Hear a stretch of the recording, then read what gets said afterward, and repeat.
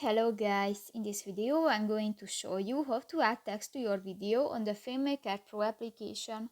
But first of all, I just want to mention, please don't forget to subscribe to our channel, because at 100,000 subscribers we are going to show you our YouTube revenue statistics and growth strategy, how to make money online.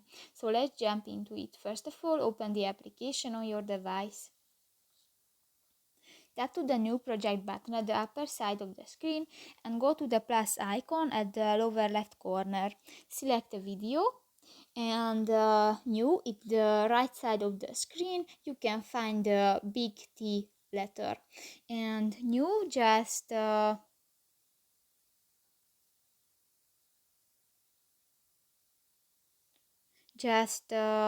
write your own text, and if you finish, click to the OK button.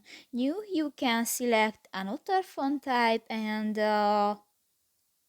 you can animate this text, and you can select another design.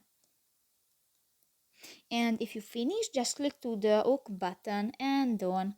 So that's pretty much it for this video, guys. See you in the next one. Bye bye.